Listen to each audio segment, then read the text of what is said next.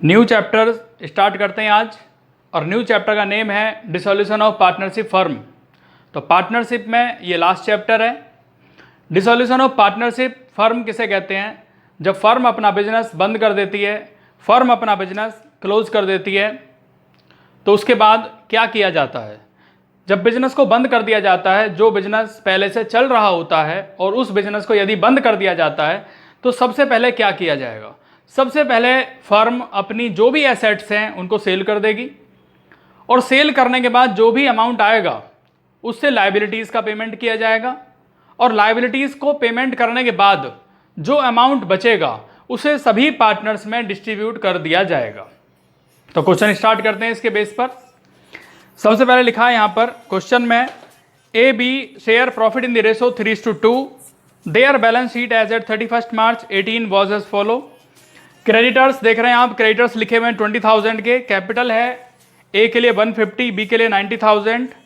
Assets में cash at bank 7,000 है, debtors 40,000 है। उसमें से प्रोविजन को माइनस करने के बाद 38,200 बचते हैं। Stock 54,800, machinery 40,000, land and building 1,20,000।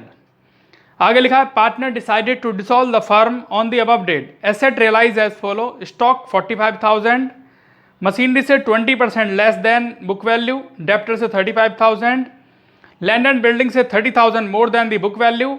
Creditors agree to accept 5% less.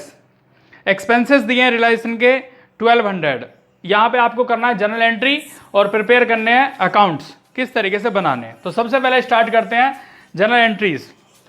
सबसे पहले जो क्वेश्चन में आपको एसेट्स की तरफ एसेट्स दी गई हैं, जो भी एसेट्स हैं एक्सेप्ट कैश और बैंक, कैश और बैंक को छोड़कर जो भी एसेट्स हैं उन सभी एसेट्स को ट्रांसफ़र किया जाएगा रियलाइजेशन अकाउंट में। एसेट्स क्या होते हैं? एसेट्स होते हैं डेबिट, और जब उनको ट्रांसफ़र किया जाएगा रियलाइजेशन अकाउंट में तो उनको क्रेडिट कर दिया जाएगा। तो क्या लिखेंगे? Realisation account debit to debtors 40,000 है, to stock 54,800, to machinery 40,000, to land and building 120। सबसे पहले जो आपकी एसेट्स हैं वो ट्रांसफ़र कर दी जाएंगी रियलाइजेशन अकाउंट में। उसके बाद स्टूडेंट्स इसी तरह जो लायबिलिटीज़ हैं उनको ट्रांसफ़र कर दिया जाएगा। तो लायबिलिटीज़ में क्या लिखा है? सबसे पहले प्रोविज़न फॉर डाउटफुल डेब्ट्स और क्रेडिटर। तो ये क्या है? हमारे लिए लायबिलिटीज़ है। लायबिलिटी क्या होती है? क्रेडिट। ट्रांसफ़र किया जाएगा तो कर देंगे डेबिट। तो एंट्री होगी provision for doubtful debts debit, creditors debit to realisation. तो दोनों का टोटल आता है 21,800। उसके बाद थर्ड नंबर पे क्या करना है? उसके बाद फर्म डिसॉल्व हो गई और एसेट से जो हमें पैसे मिले, स्टॉक से मिलते हैं 45,000, मशीनरी से मिलता है 20% लेस। मशीनरी की वैल्यू है 40,000। 40,000 का 20% 8,000 माइनस करने के बाद आता है 32,000। डेप्टर से 35,000 और लैंड एंड बिल्डिंग से 30,000 more than the book value.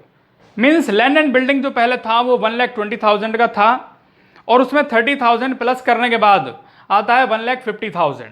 तो ये वैल्यूज़ आती हैं। 45,000 आया है स्टॉक से। मशीनरी 20% लेस है, पहले ये 40,000 का था। 40,000 में से 20% 8,000 को माइनस करने के बाद बचता है 32,000, और प्लस 35,000 आता है डेप्टर्स से, एंड लैंड एंड बिल्डिंग से आता है 30,000 मोर देन। मीन्स जो लैंड एंड बिल्डिंग पहले 120 की थी वो 150 की हो गई। तो इन सभी का टोटल आता है 2,62,000। तो एंट्री हो जाएगी bank account debit to realisation 2,62,000। उसके बाद नेक्स्ट जो पॉइंट आता है इसमें आता है creditors agree to accept 5% less. Creditor को पेमेंट किया गया 5% कम। मीन्स जो क्रेडिटर की वैल्यू 20,000 थी, 20,000 का 5% होता है 1,000, और 1,000 को माइनस करने के बाद आता है 19,000। तो एंट्री होती है realisation account debit to bank. उसके बाद नेक्स्ट लाइन में लिखा है कि एक्सपेंसेस जो दिए हैं रियलाइजेशन के वो दिए हैं 1,200। तो एंट्री होगी realisation account debit to bank 1,200। इसके बाद इन 5 एंट्री को करने के बाद हमें ये चेक करना होगा कि रियलाइजेशन अकाउंट पर प्रॉफिट हुआ है या लॉस हुआ है। तो ऐड करेंगे। सबसे पहले देखेंगे फर्स्ट एंट्री, रियलाइजेशन यहाँ पे डेबिट में दिया है 2,54,800, तो यहाँ लिख दिया 2,54,800। उसके बाद नेक्स्ट एंट्री, सेकेंड एंट्री में जो रियलाइजेशन लिखा है वो 21,800 है, उसको लिखेंगे क्रेडिट साइड में। उसके बाद next third number entry, realisation दिया है 2,62,000, उसको लिखेंगे क्रेडिट साइड में 2,62,000।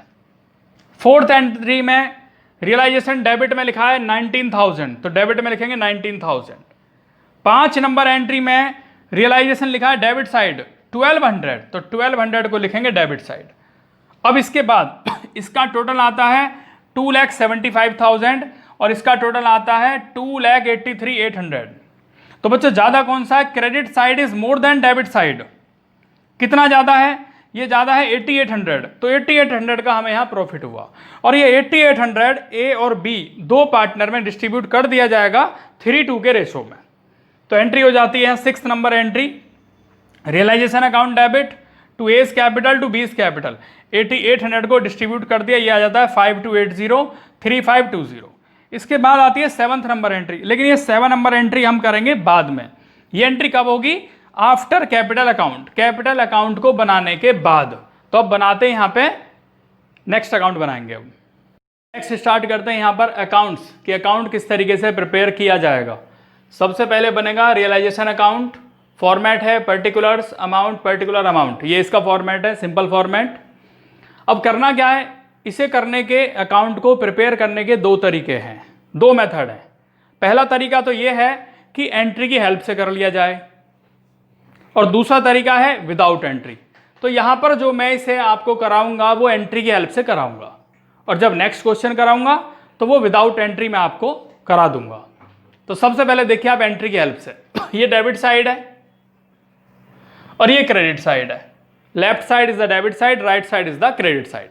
फर्स्ट एंट्री देखिए वहां पे क्या लिखी हुई है, रियलाइजेशन अकाउंट डेबिट है, तो डेबिट साइड में जाएंगे और लिख देंगे to debtors, to stock, to machinery, to land and building.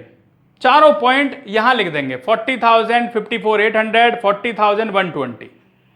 इसके बाद सेकंड नंबर एंट्री में रियलाइजेशन क्या है? क्रेडिट है, तो क्रेडिट साइड में जाएंगे, लिखेंगे by creditor 20,000, by provision for doubtful debts 1,800।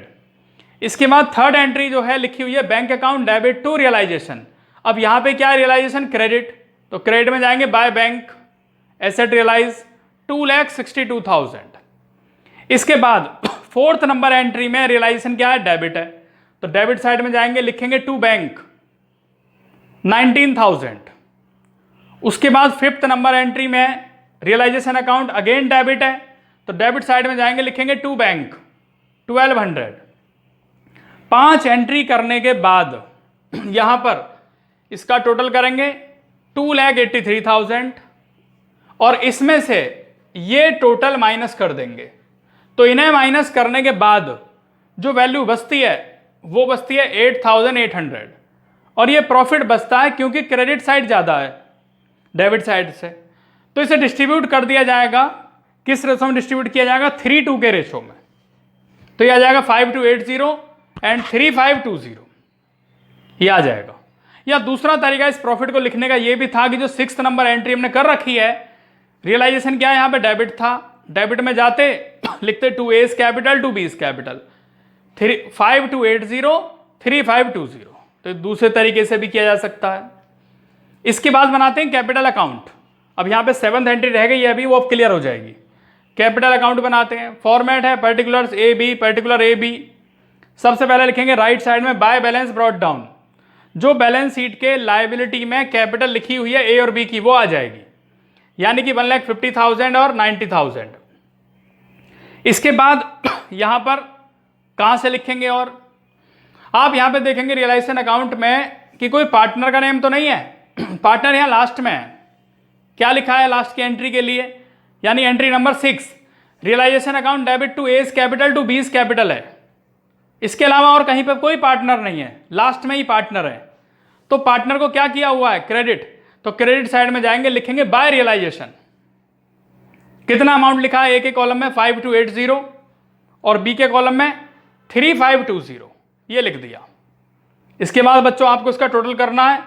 ये बैठता है 1,55,280 एंड 93,520। अब यही टोटल इधर आ जाएगा और यही बच जाएगा। तो यहां पर हमें बैलेंसिंग नहीं करना क्योंकि बिजनेस हमारा खत्म हो चुका है, क्लोज डाउन हो चुका है, इसलिए आप यहां लिखेंगे टू बैंक अकाउंट।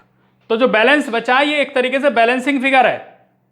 बैलेंस क्यों नहीं लिखा? क्योंकि बिजनेस खत्म हो गया। तो यहां लिखेंगे टू बैंक 155,280 93,520 और इसी के बेस पर एंट्री बनी है लास्ट में 7th number, A's capital debit B's capital debit to bank account.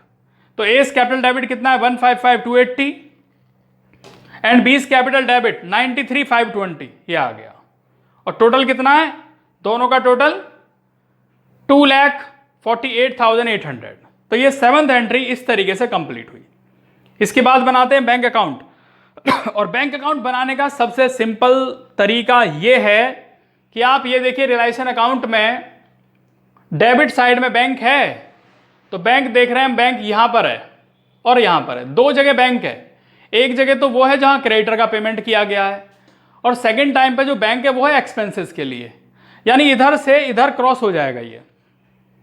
और लिख देंगे बाय रियलाइजेशन, नाम ये आएगा, अमाउंट ये आएगी, यानी कि बाय रियलाइजेशन अकाउंट 19,000 क्रेडिटर के केस में और बाय रियलाइजेशन एक्सपेंसेस के केस में। तो यहां से यहां पे आ गया 1,200। इसके बाद देखेंगे यहां पर कोई बैंक है, देख रहे हो आप यहां पर बैंक है, तो ये क्रॉस हो जाएगा, यहां से यहां जाएगा और ये आएगा टू रियलाइजेशन 2,62,000 ये वाला आ गया। अब यहां पे आप देख रहे हैं टू बैलेंस बीडी भी है 7,000, तो बैलेंस शीट के एसेट्स में 7,000 लिखा हुआ है बैंक में, तो वो यहां पर आ जाएगा टू बैलेंस बीडी, क्योंकि वो एसेट साइड लिखा हुआ है और एसेट्स क्या होते हैं डेबिट, तो ये लिख देंगे to balance brought down debit side में। ये दोनों पॉइंट हो गए। इसके बाद लिखा ये पॉइंट क्लियर है, ये पॉइंट क्लियर है। अब ये बाय एस कैपिटल बाय बीस कैपिटल कहां से आए, तो ये तो कंप्लीट हो गया, यहां से तो लिख लिया। कैपिटल अकाउंट में देखेंगे डेबिट साइड में बैंक है, ये रहा, तो ये यहां पर आ जाएगा, यानी कि बाय एस कैपिटल बाय बीस कैपिटल 1,55,280 93,520 ये यहां पर आ गए और इस तरीके से आपका ये बैंक अकाउंट कंप्लीट हुआ।